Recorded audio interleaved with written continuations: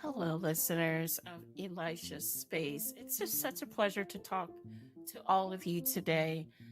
I am extremely excited to have Michelle Lee Steiner with us today, where she's going to share her story, and you will listen to her and be in awe, like I was, of what she is: a writer, a speaker, a photographer, and an advocate for invisible disabilities. I just want to thank you so much for joining me on the show, Michelle. How are you? I am wonderful. So I'm so excited to have this conversation today.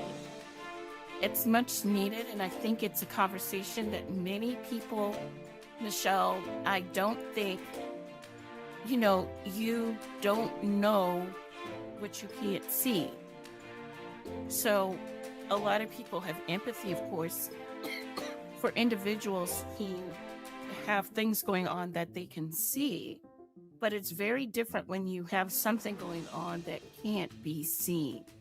So, I'd like to just go ahead and get started with you sharing your story as much as you would like to share. Sure, I'd be happy to do that. I have a learning disability. I was diagnosed with a learning disability very early on in my life. I was diagnosed as a young child in kindergarten. I have a math learning disability, dyscalculia. I have limited hand dexterity and visual perception issues, but we didn't find out about the limited hand dexterity until I was an adult. But my teacher could really see that I was struggling in the classroom. I had a lot of difficulty with tying my shoes, writing my name, anything math related. Dot to dot pages were really hard. And she recommended that I get tested for having a learning disability. And sure enough, I do have one. And it was also during that time that they didn't give it a specific name. They didn't call it calculia. It was more of a blanket term with learning disabilities. But they knew when I was 5 or 6, I was not going to be a mathematician. That just was not going to be in the cards for me. And I can remember I had to repeat kindergarten the following year at a different district. I spent my mornings in learning support, where I worked on all areas of reading, math. We tried to get me to write my name and do math. That didn't work out so great. And I spent my afternoons in kindergarten. And it was really hard for me during those years, both academically and socially. Academically, it was just so hard for me to learn and so frustrated. And I just thought, what good can come out of having this disability? I just wanted to learn like my peers did. And I was really discouraged. And I thought my life is always going to be hard because of having a disability.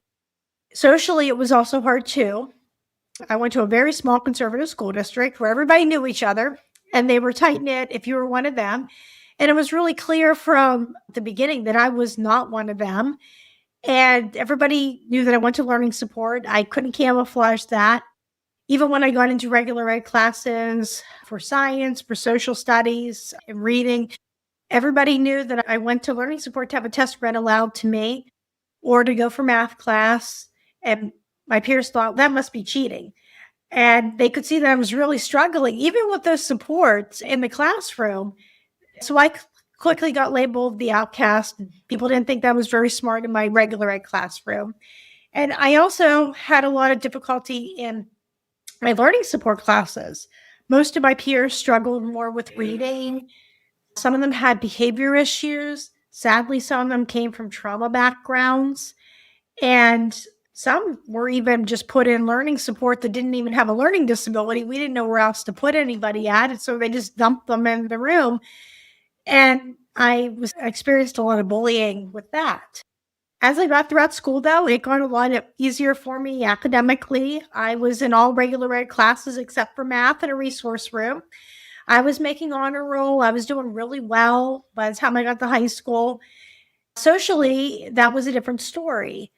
A lot of the peer groups became more defined. It wasn't just like, oh, I don't want to play with you on the playground or you're not my friend anymore.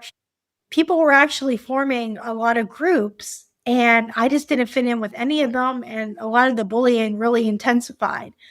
I was really lucky that I found an after school program that was in another school district. It was an arts group.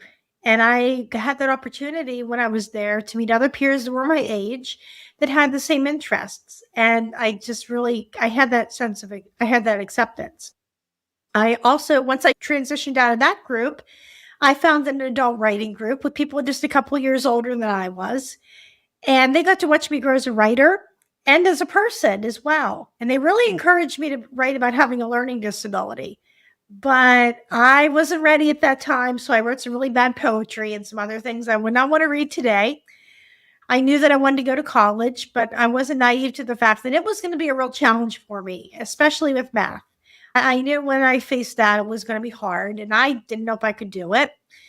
I was not alone in my fears. I had a learning support teacher who told me, well, I don't think you can handle college because of that. Looking back on that, I honestly don't think that going to a trade school would have been the best choice for me. I'm not able to drive because of my visual perception. So I don't think that driving an ambulance or a police car would be something that I could do. I also think that some of the other tasks, such as hairstyling, I cannot cut hair to be in a straight line or to know how much you're supposed to do with dye.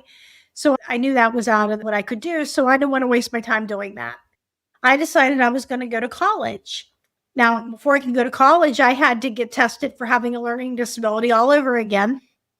And I tested really low on my scores. And the psychiatrist who evaluated me said, based on your scores, I don't think you're going to go beyond community college. I get to community college, there's even more stigma. I had peers and staff that thought disability accommodations were cheating. I left high school and I'm still getting the same reaction. I can remember when I asked a professor for a calculator, she said, well, we use our brains in this class, not calculators. I had an advisor who told me I was going to have limited job choices when I graduated.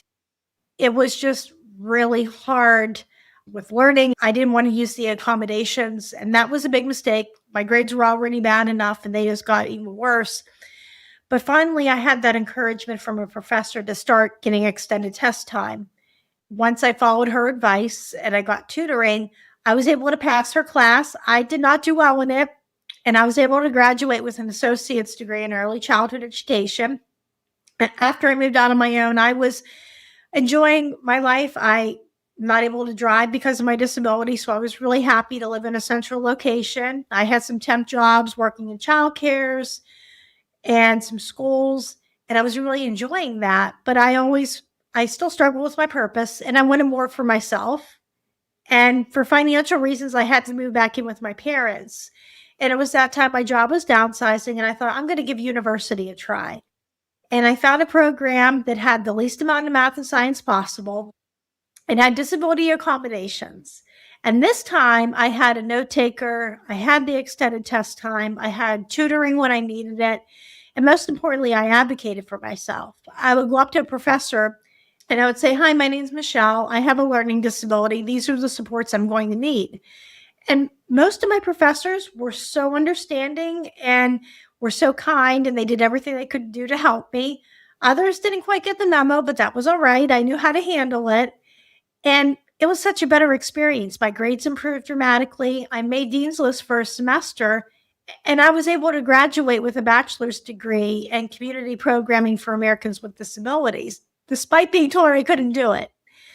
After school, it took me a long time to find a job that was disability friendly. A lot of places claim that they are, but when you get in there, they really aren't. I've been employed with school for about 15 years now, where I'm working with students as a paraeducator in the classroom. And I find it so rewarding to be able to go back in and to work with them. And I also got married during that time. That also led to another dream of mine happening. I became a published author. I was diagnosed with limited hand dexterity, and I could not open up my front door. And when we bought our house, and I remember I was so frustrated. There was this call in the mighty for what's a seemingly easy task for others, but it's really hard with your disability. And I wrote about that, and I got such a great response that I just started to write other articles for them. I started to submit articles to other places and start my own blog called Michelle's Mission, where I write about my life with a learning disability. And I developed another love of photography. If I don't have a ride, I will sometimes be able to literally stop and smell the roses, and I'll take pictures of flowers and other things that I see. And people tell me, well, you bring out the details in the flower that I would miss. And I think to myself, rather than being sad about not having a ride, I get that chance to just be able to take that time, and there would be so many things that I would miss if I was driving. Michelle, you have an amazing story. Thank you. And one of the things I'm hearing from you is that you withstood what people told you couldn't do. Mhm. So if you felt like you couldn't, if someone told you couldn't do something, you did it. What would you say is some misconceptions? What would you say are some common misconceptions people would have about hidden disabilities in general? Well, one of the things that I hear a lot of is people say, well, you don't look like you're disabled. And a lot of times we're so conditioned to know or to identify people that are disabled by ones that have physical disabilities. We know that if somebody's in a wheelchair or has a cane, that they have some issues with walking. We know that if somebody has facial features with Down syndrome, that that person has Down syndrome. A lot of times people have compassion, understanding of that. And then sometimes when people meet others that maybe have disabilities they can't see, like learning disabilities or chronic pain or autism, people, when I tell them that, they're looking for the cane or the wheelchair. And I have to explain to people that some people have disabilities that are visible and other people have them that are not. And just because you can't see my disability doesn't mean that it doesn't exist. It's still there. It still has an impact on my life. I think that's one of the big things with having hidden disabilities. I think that is amazing. Could you share, because you've become an advocate of individuals who have hidden disabilities, can you share a little bit about that and how your writing has impacted that? I think one of the things that comes with the advocacy with that is that I get that chance to maybe explain what learning disabilities are. A lot of people, there's a lot of myths that even surround learning disabilities. Some people think, well, someone with a learning disability must not be able to learn. And then they have really low expectations. When I'm able to learn, it's just I may be good at some things, I may not be, I might need repetition. And there just are some things that maybe I simply can't do, but I'm able to learn. Sometimes we just haven't found the right way to do it. Other people might think that a person that has a disability, learning disability, can do anything. They're just using it as an excuse. And they think that you should be able to do all this stuff. And they have these high expectations, especially with people that know me. A lot of times they might think, oh, well, you were able to go to college. You have a bachelor's degree. So you must have overcome your disability. It just doesn't happen that way. So I think that there's a lot of that misinformation. So I try to provide a lot of nature analogies where I'm able to provide information to others that's easy for them to understand of what that is and what they're not. And I also try to do that to explain to maybe other people that might have the same disability in a way where I can provide that information for them that's easy enough for them to understand. I think it's extremely important because there's so little information known or taught about. There's so much misconceptions. And I think that it is extremely important to share this Mhm. information. And it's almost like your disability has kind of like become your superpower to a degree. You know, like people have counted you out when they really have no idea about what they have encountered when they met you, you know? Exactly. That is one of those things. A lot of times people may not know what I can or what I can't do. And it has become my superpower. And so is advocacy. I think that has been the biggest superpower that I've had to do. And that's what I try to instill in a lot of my students because the students I have, they're not going to be with me forever. One day Right. they're going to graduate and I hope they achieve every dream they have, but their disabilities are going to stay. So I think it's really important that we teach advocacy skills so our students are able to speak up for what they need and just be able to express. What advice would you offer to someone who's facing maybe doubts or negativity about their goals because of a disability? You mentioned advocating for themselves. Anything else, or would you like to elaborate more on that? Sure. I think the big thing with that is creative problem solving. It Mhm. means you have to know what you want and then be able to find a way to do it, or maybe something that's even close to that. A great example of that in my life has been I knew I wanted to work with kids in the school, but I knew becoming a certified teacher was going to be beyond what I could do. I knew I couldn't pass the certification tests. All the kids know that I work with, or will soon find out. But I knew I could still go to college. And I think it was really important that I made that decision to find a program that was really similar to being a teacher that I could do. So I still get that chance to work in the classroom. I still get that chance to make that difference, but I'm not a certified teacher. And I knew that wasn't a great choice for me. Other people thought it was, though. I had somebody that told me if I just could get my act together, then I could become a teacher. And I still have people today, they'll say, well, why didn't you become a teacher? You'd make a lot more money, or I bet you wouldn't have to teach math if you taught kindergarten. And there's a lot more that goes into it than maybe people would think. And I think it's one of those things where you have to know what you want, but also be realistic and think to yourself, okay, can I do this? One of the things I've noticed is that when so many people told you what you couldn't do, what I'm wondering is how did you hold on to your aspirations? Did you have any specific strategies you used to keep going? One of the things that really helped me was God really sent me family and friends that were wonderful. My parents never gave up on me from the time I was little.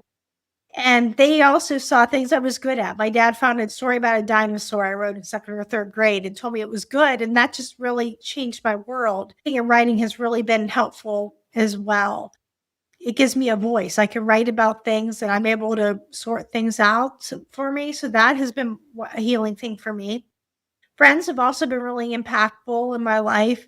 They can't cure my disability, but sometimes we can go out and they can make me laugh and we can kind of forget about having that, or we can talk. My husband is also very supportive of me too. He is wonderful. He will take me to work in the morning, wherever else I need to go. I have a great coworker that can take me home at the end of the day. So I think it's having that support of having the friends and the family, and also having those creative outlets as well. I think that's really important too. I do. I think it's important. And then also, too, I'll add this. I think it's important to know who you are. So I think, like, as a person, to know who you are. So a lot of times somebody might say something, but if you know who you are as an individual, Right. people can't shift you. It's very difficult. It's kind of like, it's kind of like they're talking at you, but they're not talking to you. Like their words don't Totally. go inside you because you know who you are. And it sounds like you did a lot of self work also in knowing who you are. Because just because somebody says something doesn't necessarily mean that that's true. Or sometimes people, I think, do want to be helpful in life. But you have to know who you are before you get in that situation, because you're the person that's going to college, you're going to be putting that work in.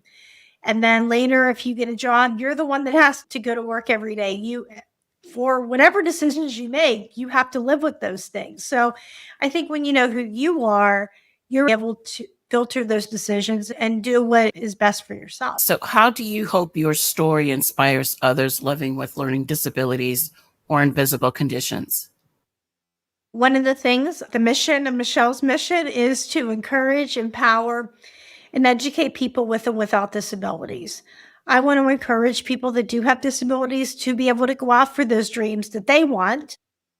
And I also want them to have them find their talents and things that they are good at and they enjoy doing. I want to be able to educate people with them so they can know that they're not alone. And also just to have that information on what learning disabilities are. And I like to empower people. I want people to go out and to feel empowered how they live their lives. Absolutely. I think that the whole empowering someone with how they can live their life. I think they heard hearing your story. I mean, and it encourages me. The mere fact that you had so much to overcome and you didn't really have a lot of support. And one of the things I noticed, of course, you had your community, like your family and friends, but when it came to your education and your professional world, you didn't have a lot of support. And one of the things that you said that really spoke out to me is that you knew your bandwidth. You knew how much you could really give or do. And you made sure you had the right support around that. So you didn't go into this flagrant, I'm going to do this and I'm going to do this. He said, I'm going to do this, but I'm also going to consider what I can do within my limitations so that I can be successful, so that I can be, and that shows to me some emotional resilience there that you knew what you could do so that you could go forward. Exactly. It was setting me up for success rather than setting me up for a failure or just trying to set myself up for something that I couldn't reasonably accomplish. Michelle, what would you like people to walk away with after hearing your story? I'd like to tell people that success doesn't always come in the package that you expect. And if someone would like to get in contact with you, how can they do that? You can find me at my blog, michellesmission.com, and I'm also on Facebook and Instagram. Fantastic. So, audience, you heard it here at Elijah's Space. This is to support you within your healing journey. So, if you have, all of us, we have something. We do. We all have something. And I think one of the biggest lessons to pull from this is advocate for yourself. I talk to my clients about this all the time, about the importance of advocating for yourself, using your voice, because I think, Michelle, something that you brought up that I really like is that once you started advocating for yourself, when you went to college and you started stating, these are my needs, that's when you started to see things change. Is that right? Exactly. That's when I had that turning point for me. When I was able to be in the right program and be doing the right thing, that was when everything started to really change in my life. And especially after, because my grades were doing really well, I was enjoying my classes, and I wasn't frustrated as much. Some of my other ones gave me some challenge, but when I was engaging in a lot of those activities, I didn't feel like I had a disability. And then after college, when I graduated, that's when my confidence really had that boost. And that just gave me that reason, that desire to want to go on and help other people develop that as well. And I really honor the fact that you've moved on to really just living your life on your terms in a way that brings you joy, and it doesn't have to fit in what other people would say, like, well, you could be a teacher. Why can't you be a teacher? It's like, well, that's not my portion. Why don't you go be a teacher? So I like how you assertively stood up for yourself. Any tips on how people can advocate for themselves and speak up? One of the first things I would tell someone if they're going to advocate is they have to know what the issue is. Right. And we have to know, like for me, if I'm at my job, I have to be able to know I can't help out with math. So that's something that I have to get really comfortable with explaining to other people that don't know me. I think knowing what the issue is first, and then knowing who to give the information to. You may not want to give that information to every single person that you might work with, but I know that I have to let the principals know, and the administration staff, and the teachers that I work with. And one of the things that has been really effective for me, when you know what the issue is and who to speak with, you got to set up a time to talk with them. And I think when you go in, you want to be very calm and state what the disability is or what you need. When you want to show how you're going to be a valuable asset rather than a liability, keep the topic on just what's giving you trouble at your job or at school, After that is done, document it. That's also really important. And then also keep on the feedback. Right. I know that there have been sometimes I've asked for accommodations and we had that plan and we followed through with it. And they would ask me, how's that working out? And I would tell them honestly, I think this is working out great. And other times I might say, well, I don't know if this is really working out how we thought it was going to be.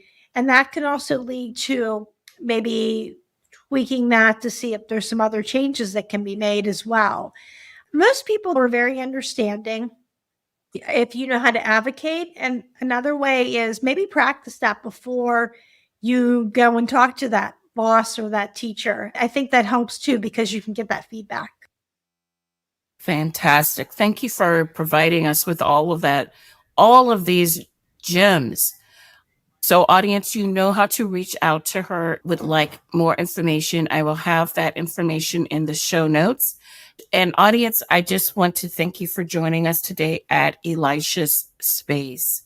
This is a space of safety where you can gather on all these gems on how you can move forward within your own healing journey, where you can get these resources to support you.